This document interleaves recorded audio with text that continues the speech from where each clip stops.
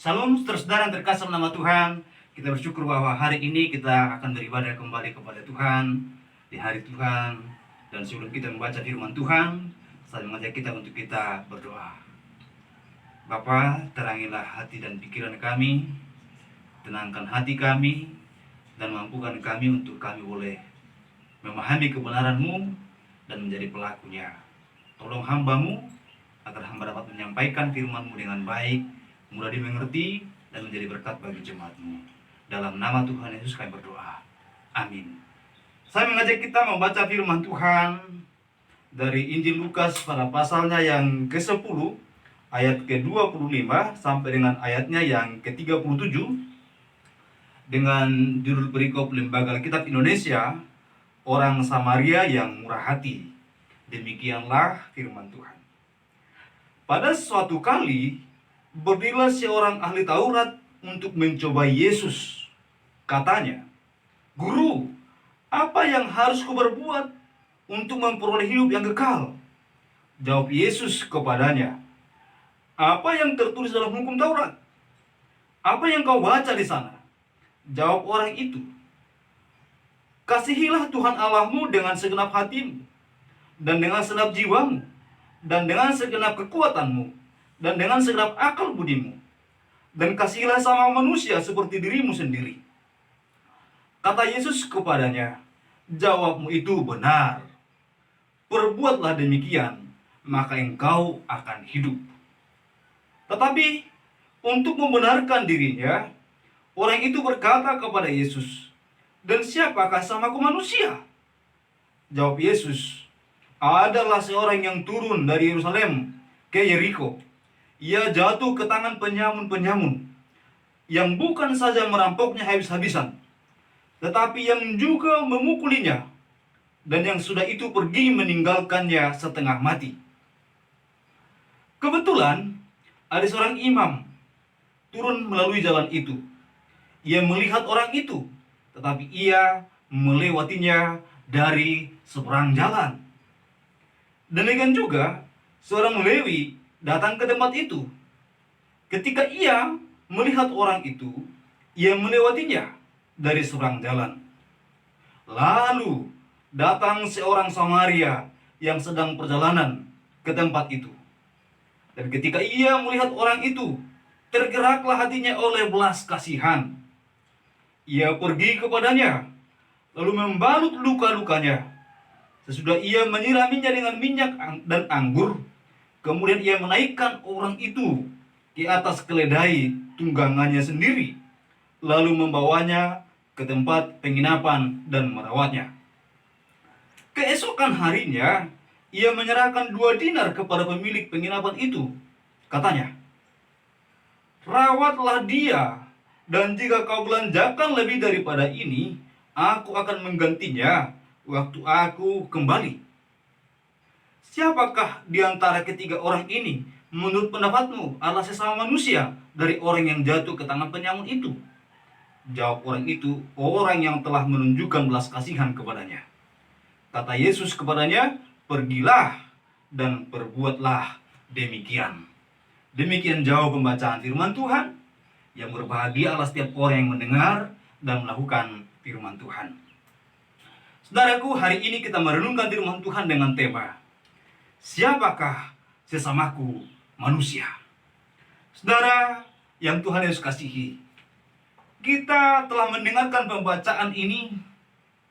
Lalu dalam kisah ini kita boleh mendengarnya dan memahaminya, bahwa peristiwa ini ada seorang ahli Taurat yang datang bertanya kepada Yesus, tapi bukan dengan niat yang tulus. Bertanya untuk mencobai Tuhan Yesus. Berarti sungguh dia tahu jawaban apa yang dia tanyakan. Tapi dia ini adalah orang-orang yang pura-pura tidak tahu. Pura-pura tidak tahu apa yang harus dilakukan. Pura-pura tidak tahu apa yang harus diperbuat sebagai seorang ahli Taurat. Namanya saja ahli Taurat. Dia ahli di bidang Taurat. Taurat berarti kitab perjanjian lama secara keseluruhan. Bagi orang Yahudi itu dianggap Taurat. Bukan hanya 10 hukum. Tapi Taurat itu berarti Semua perjanjian lama dianggap sebagai hukum Taurat atau Taurat bagi orang Yahudi, saudara terkasih nama Tuhan.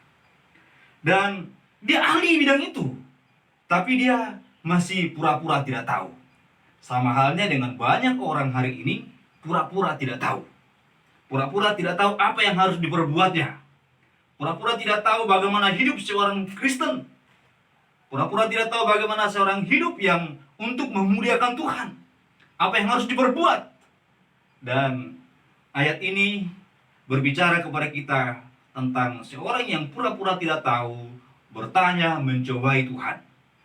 Dikatakan, guru, apa yang aku harus berbuat supaya aku memperoleh hidup yang kekal? Yesus tahu bahwa orang ini pura-pura. Tapi Yesus masih menjawabnya. Yesus berkata kepadanya, apa yang kau baca dari hukum Taurat?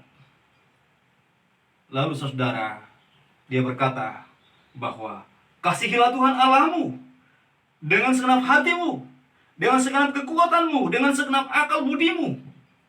Lalu kasihilah sama manusia seperti dirimu sendiri. Lalu Yesus berkata kepada yang jawabmu, itu benar, lakukanlah demikian. Sekali lagi orang ini pura-pura lagi tidak tahu. Untuk membenarkan kepura-puraannya, agar dia menjebak Tuhan Yesus, lalu berkata, lalu siapakah saudaraku? Siapakah sesamaku manusia? Saudara yang terkasih nama Tuhan, lalu kemudian Yesus memberikan cerita ini, yaitu seorang Samaria yang murah hati. Mulailah dia bercerita. Suatu ketika ada seorang yang berjalan dari Yerusalem ke Yeriko. Lalu di tengah perjalanan, para penyamun menyandra, menangkapnya, memukulinya, dan mengambil semua harta miliknya. Lalu kemudian dengan setengah mati orang itu ditinggalkan di sana. Saudaraku, Yesus menceritakan itu, dan orang-orang yang mendengarnya mungkin berkata, kasihan ya. Lalu kemudian Yesus melanjutkan ceritanya dengan berkata, kemudian lewatlah seorang imam. Saudara tahu, imam adalah seorang tokoh yang besar, seorang yang dihormati dalam agama Yahudi. Imam adalah mediator Allah. Allah memberkati umatnya melalui imam. Imam memiliki pakaian yang hebat, jabatan terhormat. Orang sangat menghormatinya, menyanjungnya, saudara terkasih nama Tuhan. Dan dia selalu bertugas di bait Allah. Mungkin saja imam yang diceritakan di sini adalah baru pulang dari pasar, atau dari tempat lain, atau bahkan juga dari bait Allah, saudara. Dan ketika Yesus berkata, lewatlah seorang imam, mungkin orang berpikir, wah, syukurlah, ternyata imam itu yang akan menolong. Saudara yang terkasih nama Tuhan, ternyata bukan. Malang sekali nasibnya. Ternyata imam ini tidak menolongnya, bahkan dikatakan dia melewati dari seberang jalan, tidak melihat sama sekali. Pura-pura tidak tahu bahwa orang itu butuh pertolongan. Saudaraku, orang ini tidak menolong seorang yang terluka itu, yang telah mengalami kesulitan yang besar itu, yaitu hampir setengah mati dikatakan di sana. Tapi dia tidak mau menolong, saudaraku. Mungkin dalam hatinya dia berkata, oh, saya sedang cuti, saya tidak di mimbar, saya bebas tugas, saya lagi off. Sehingga dia tidak berbuat sesuatu. Saudara yang terkasih nama Tuhan, demikianlah dia mengabaikan orang ini. Padahal dari segi tugasnya sebagai seorang imam, maka memberi pertolongan, menolong orang lain, sudahlah menjadi tanggung jawabnya. Tapi sayang, 1000 kali sayang, karena dia tidak berada di bait Allah. Dia sedang tidak tugas, dia sedang cuti, atau dia sedang off, sehingga dia pergi meninggalkannya tanpa melakukannya untuk memberikan pertolongan. Sudah terkasih nama Tuhan, Tuhan Yesus kembali melanjutkan ceritanya. Dikatakan, kemudian lewat lagi orang yang kedua, yaitu seorang Lewi. Saudara tahu orang Lewi? Kalau bangsa Israel adalah umat pilihan Allah, dari umat pilihan Allah ini dipilih lagi satu suku Lewi untuk melayani Tuhan. Dan mereka akan mendapatkan perpuluhan, mendapatkan berkat, ucapan syukur, dan mereka makan dari sana, dan mereka tidak perlu mengolah tanah, bahkan mereka tidak punya tanah, saudara-saudara. Tidak punya bagian harta kekayaan yang sebagai warisan bagi mereka. Karena mereka sangat diberkati Tuhan, sangat ditolong Tuhan luar biasa. Umat pilihan bangsa Israel, tapi orang ini atau suku ini masih dipilih lagi. Jadi bayangkan, ini adalah pilihan dari pilihan. Berarti ini sesuatu yang sebenarnya harusnya melakukan yang terbaik, saudara terkasih nama Tuhan. Tetapi saudara, sayang di balik sayang, orang ini pun tidak memberikan pertolongan. Orang ini sama seperti imam, meninggalkan dan pergi dari seberang jalan. Saudara terkasih nama Tuhan, banyak orang berpikir bahwa tugas untuk menolong itu bukan tugas saya, itu tugas orang lain. Jadi jangan minta saya untuk menolong orang lain, itu tugas orang lain, bukan tugas saya. Banyak orang berpikir demikian, dan itu menunjukkan bagaimana tingkat dia punya hati kasih sayang kepada sesamanya sangat begitu lemah, saudara. Saudaraku, lalu kemudian Tuhan mengatakan, lewatlah seorang Samaria. Jadi baik imam maupun Lewi, kita tidak tahu siapa mereka namanya. Yang kita tahu bahwa profesinya dan juga kesukuannya atau jabatannya masing-masing. Sekarang lewat seorang Samaria, ini juga tidak dikasih tahu siapa namanya. Yang jelas dia seorang Samaria. Bagi orang Yahudi, orang Samaria adalah orang yang sering sekali diabaikan, bahkan dianggap pengkhianat, bahkan dianggap kafir. Sama seperti orang Kristen sekarang di Indonesia sering sekali dianggap kafir, saudara. Bukan untuk memprovokasi, tapi saya hanya mau mengingatkan saja bahwa memang sering kali kita dianggap kafir. Dan si Samaria ini, saudara yang terkasih nama Tuhan, bagi orang Yahudi dianggap kafir. Lalu ketika Yesus berkata, lewatlah seorang Samaria, maka mungkin orang yang sana geleng-geleng kepala yang mendengarkan pengajaran ini, atau yang mendengarkan jawaban ini orang-orang yang berkumpul di sana. Dan mungkin orang-orang sana berpikir, wah, sedangkan imam saja tidak menolong, orang Lewi tidak menolong, apa yang dapat diharapkan dari seorang kafir ini? Apa yang dapat diharapkan dari seorang pengkhianat ini? Bahkan bagi orang Yahudi, kadangkala orang Samaria ini dianggap setengah manusia, bukan manusia. Bukan setengah dewa ya, setengah manusia. Artinya lebih rendah dari manusia. Derajatnya, kodratnya direndahkan. Tapi saudara terkasih nama Tuhan, malah Tuhan Yesus menceritakan bagian ini ketika orang lain mungkin sudah pesimis, tidak mungkin ada pertolongan lagi. Tapi saudara-saudara yang terkasih nama Tuhan, Yesus memberikan pengajaran selanjutnya dengan bercerita, orang Samaria ini melihat lalu menghampirinya, lalu membersihkan luka-lukanya, membalut luka-lukanya, membersihkan luka itu, saudara-saudara terkasih nama Tuhan.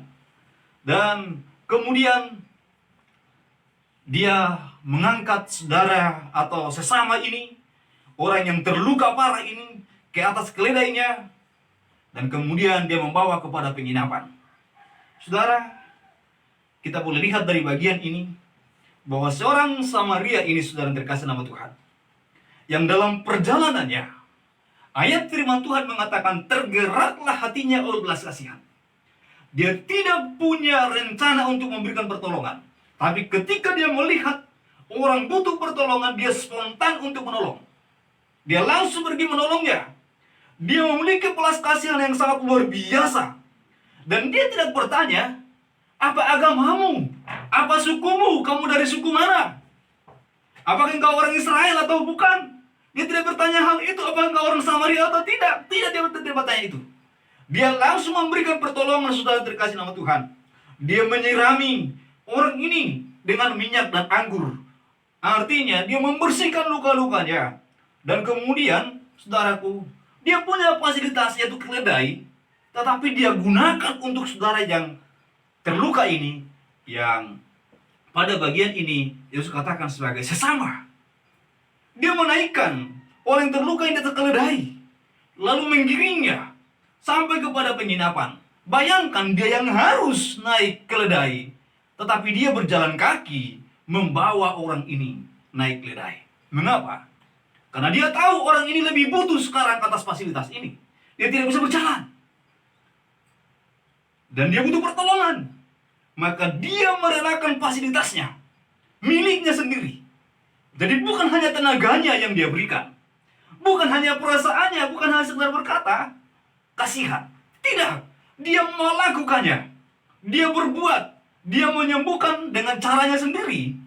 Seperti apa yang dia mampu, saudara, yaitu membersihkan luka-luka itu. Kemudian dia membawa orang ini ke penginapan, merawatnya di sana, dan menginap di sana.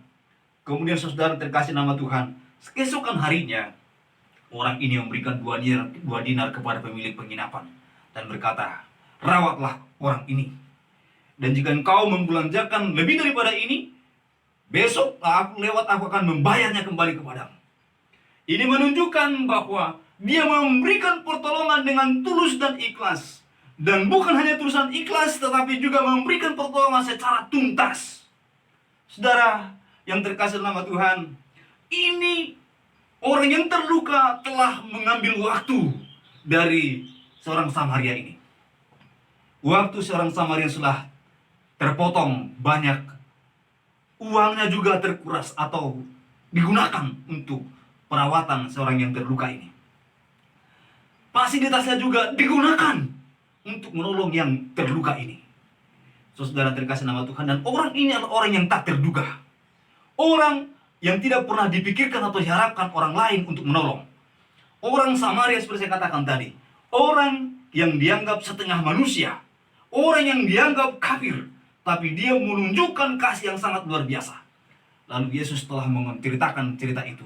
Dia bertanya kepada ahli Taurat ini, menurut kamu atau menurut pendapatmu, siapakah sesama manusia bagi orang yang terluka itu atau orang yang telah jatuh ke tangan penyamun itu? Lalu jawab ahli Taurat itu, orang yang telah menunjukkan belas kasihan kepadanya. Saudara-saudara terkasih nama Tuhan, kata Yesus, pergilah dan perbuatlah demikian. Saudara yang terkasih nama Tuhan, kita masih di masa-masa yang sulit, di masa pandemi COVID-19, virus corona yang saat ini masih memakan banyak korban, yang memiliki dampak yang sangat luar biasa kepada perekonomian kita, yang memiliki dampak yang luar biasa kepada berbagai macam sisi kehidupan kita. Dan kita tidak perlu mencari lagi orang siapa yang akan kita tolong sekarang. Sama seperti orang Samaria ini, sambil lalu dia akan melihat orang yang butuh pertolongan, tanpa dia harus mencari kemana-mana siapa yang akan saya tolong. Karena banyak yang hari-hari ini membutuhkan pertolongan. Tapi terkadang kita berpikir, siapakah sesamaku? Apakah itu anggota gerejaku saja? Apakah itu anggota jemaat di mana saya melayani, atau anggota persekutuan di mana saya melayani? Apakah itu saja sesamaku? Ataukah mungkin sesamaku hanya teman satu marga dengan saya? Ataukah itu sesamaku hanya satu ibu dan satu bapak dengan saya? Saudara terkasih nama Tuhan, banyak orang membatasi tentang sesama yang dimaksudkan. Mengasihi sesama, banyak orang berpikir bahwa sesama dimaksud hanya saudara-saudaranya, saudara seiman atau saudara yang ada dalam gereja yang sama dengan dia, satu label atau satu merek gereja. Tapi saudara yang Tuhan Yesus kasih, Yesus mengajarkan kepada kita bahwa sesama kita, ketika kita terluka, dialah yang menolong kita, itulah sesama bagi kita pada waktu itu. Saudara yang terkasih nama Tuhan, mendengarkan kisah seperti ini, banyak orang mungkin akan berkata, repot juga ya jadi sesama. Ya memang repot, saudara yang terkasih nama Tuhan. Repot sekali. Karena fasilitasmu perlu engkau bagikan, perlu engkau gunakan menolong orang lain. Uangmu perlu engkau gunakan untuk menolong orang lain. Tenagamu perlu engkau gunakan menolong orang lain. Saudara yang terkasih nama Tuhan. Tetapi ingat, barangkali suatu ketika nanti engkaulah yang ada seperti kisah ini yang membutuhkan pertolongan. Dan engkau akan bertanya, siapakah sesamaku? Oleh karena itu, ketika engkau memiliki kesempatan hari ini untuk berbuat, untuk menolong, tidak peduli siapakah kita, Tidak peduli apakah dia imam, apakah dia ahli Taurat, apakah dia Lewi, apakah orang Samaria. Yang terpenting sekarang adalah engkau berbuat kebenaran itu.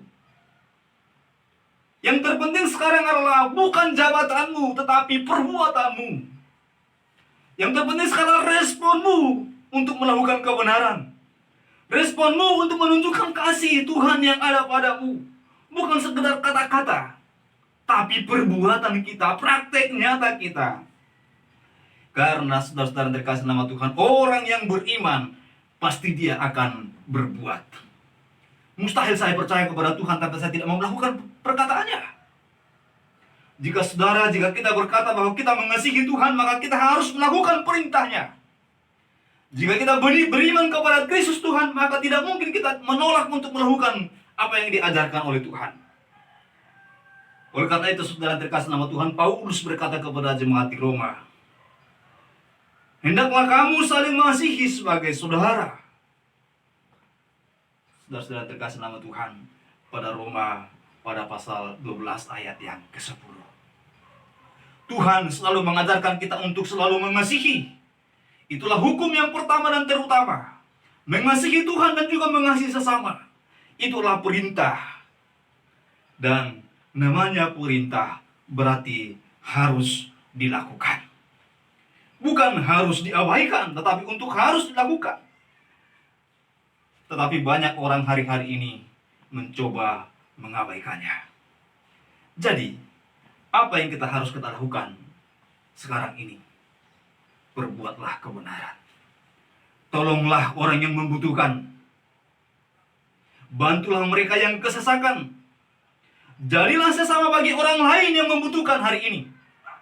Karena begitu banyak di antara saudara kita yang saat ini membutuhkan pertolongan. Dan ada banyak orang yang hari ini menunggu pertolongan yang datang dari Tuhan. Dan Tuhan tidak akan turun dari langit untuk menolong mereka. Tuhan menyuruh Anda dan saya. Tuhan memerintahkan kita untuk berbuat baik kepada semua orang. Itulah perintah Tuhan. Jangan berpikir firman Tuhan ini hanya untuk jemaat. Bukan untuk pendeta. Firman Tuhan ini hanya untuk orang-orang tertentu untuk melakukannya, bukan untuk saya. Saudara yang terkasih nama Tuhan, seorang imam ini, dia tidak berbuat, lalu saudara, dia mungkin hanya pintar berkata-kata. Dia mungkin hanya pintar berkhotbah. Dia mungkin hanya pintar untuk mengajar orang, memimpin ibadah atau melakukan hal-hal lain. Dia mungkin hanya menyelimuti badannya dengan jubah keagamaan. Seolah-olah sudah sangat religius, tetapi tidak berbuat. Tidak ada gunanya, saudara terkasih nama Tuhan. Saudaraku, ketika hal ini disampaikan, mungkin ahli Taurat berkata, ya syukurlah, ternyata tidak ada ahli Taurat di situ yang ceritakan untuk tidak menolong. Hanya imam, Lewi, lalu orang Samaria yang menolong. Syukurlah tidak ada ahli Taurat di situ. Tetapi saudara, dari bagian yang kita baca ini kita melihat, justru ahli Taurat inilah orang yang pertama sangat salah. Dia tahu tapi dia pura-pura tidak tahu. Tapi saya percaya, saudara-saudara semua yang mendengarkan renungan khotbah di minggu ini, engkau bukanlah orang yang pura-pura tidak tahu. Engkau tahu apa yang engkau harus berbuat, engkau tahu apa yang engkau harus lakukan, dan engkau harus melakukan itu. Kita tidak boleh seperti ahli Taurat, kita tidak boleh seperti imam, kita tidak boleh seperti Lewi ini, tapi kita harus menunjukkan belas kasihan dari seorang Samaria ini yang menjadi contoh bagi kita. Dan ini juga mau saya sampaikan kepada saudara. Tidak ada di antara kita semua yang terlalu rendah untuk tidak menolong orang lain. Tidak ada di antara kita yang dianggap tidak memiliki kapasitas atau kompetensi menolong orang lain. Bahkan seorang Samaria ini yang dianggap pengkhianat, yang dianggap juga kafir ini menolong orang lain. Jadi, apapun label kita dalam hidup kita sehari-hari, setingkat apapun tingkat ekonomi kita sehari-hari, bagaimanapun orang menganggap kita sehari-hari, jika engkau melakukan firman Tuhan, menolong orang lain, seperti apa yang dikatakan pada bagian ini, itu berarti Tuhan membenarkan engkau. Itu berarti Tuhan mengetahui bahwa engkau telah melakukan firman-Nya. Dan bahkan Tuhan mengatakan kepada ahli Taurat itu, lakukanlah demikian. Engkau akan menjadi contoh bagi para rohaniawan. Bahkan jika engkau jemaat biasa, bahkan jika engkau bukan orang percaya sekalipun, jika engkau mendengarkan bagian ini dan melakukannya, maka engkau akan menjadi inspirasi bagi orang lain. Dan saya mengajak kita semua, percayalah kepada Tuhan. Dia sebagai Tuhan dan Juru Selamat kita yang mengajarkan hal ini untuk kita lakukan. Melakukan kebenaran, melakukan firman Tuhan, mengasihi Tuhan, juga berarti mengasihi sesama kita. Kiranya renungan kita di minggu kita hari ini dapat menjadi berkat bagi kita semua. Tuhan Yesus memberkati kita. Kita berdoa. Tuhan yang maha baik, kami datang di hadapan-Mu.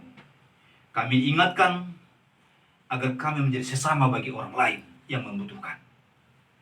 Agar kami tidak hanya sekedar sesama bagi orang yang berkelimpahan, tapi agar kami juga menjadi sesama bagi orang yang terluka, bagi orang yang menderita, bagi orang yang membutuhkan pertolongan. Biarlah kami ada di sana memberikan pertolongan. Engkau yang telah memberkati kami, biarlah kami juga dapat memberkati yang lain. Nyatakanlah belas kasih-Mu.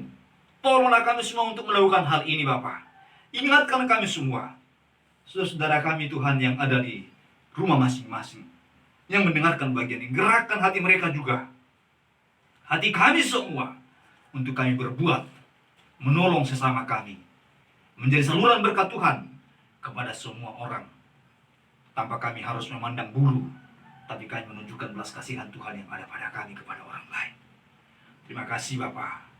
Tuhan Yesus, kami masih dalam situasi yang sulit, tapi kami bersyukur sampai hari ini Engkau tetap memelihara kami, menolong kami, melindungi kami, memberikan kami kesehatan dan kekuatan. Dan kami berdoa, tetaplah Tuhan memelihara, memberkati kami semua. Dan jika ada di antara saudara kami yang sangat terluka atau sakit, Tuhan jamah sembuhkan mereka ya Allah kami. Jika di antara mereka ya Allah kami saat ini berkekurangan, tolong cukupkan mereka dan pakai kami semua untuk boleh cara Tuhan memberkati mereka, mencukupkan mereka Bapa Surgawi. Bagi para saudara kami yang saat ini Tuhan berduka, Tuhan hiburkanlah mereka. Bagi para pemerintah, tolong mampukan mereka mengatasi masalah pandemi virus corona ini. Bagi para tim medis, berikan mereka kekuatan, berikan mereka kemampuan dan kesehatan, berikan mereka tetap semangat, karena apa yang mereka perbuat bagi sesamanya, untuk menolong sesamanya. Maka berikan mereka tenaga yang ekstra, kesehatan yang luar biasa. Tolonglah mereka Bapa. Berkati gereja Tuhan yang masih beribadah di rumah-rumah sampai hari ini, Tuhan tolong. Kami berdoa buat gereja di mana hamba-Mu melayani Tuhan. Gereja Kristen Protestan Injili Indonesia, mulai dari Ibu Ketua Umum, hamba sendiri sebagai Sekretaris Umum, bahkan semua rekan-rekan, para pendeta, jemaat-jemaat yang ada di kota maupun di desa-desa. Berkati, mampukan kami melewati masalah yang serius ini Bapa. Lalu berkati gereja-gereja Tuhan, gereja apapun yang ada di Indonesia ini, bahkan di dunia. Tolong Tuhan, agar kami semua tetap kuat dan boleh menyuarakan kebenaran, menguatkan satu dengan yang lain. Dan berkatilah kami semua ya Allah kami. Hamba berdoa buat semua pendengar, biarlah berkat Tuhan tercurah bagi mereka semua. Terpujilah Engkau ya Allah, dalam nama Tuhan Yesus kami bersyukur berdoa. Haleluya. Amin. Saudara terkasih nama Tuhan, saya ucapkan selamat hari Minggu untuk kita semua. Tuhan berkati kita, kita berdoa, tetap kuat, tetap bersemangat dalam Tuhan. Hari ini harinya di mana kita berbuat, hari ini mana kita melakukan yang terbaik bagi Tuhan. Tolonglah sesamamu manusia. Tuhan Yesus memberkati kita semua. Haleluya. Amin.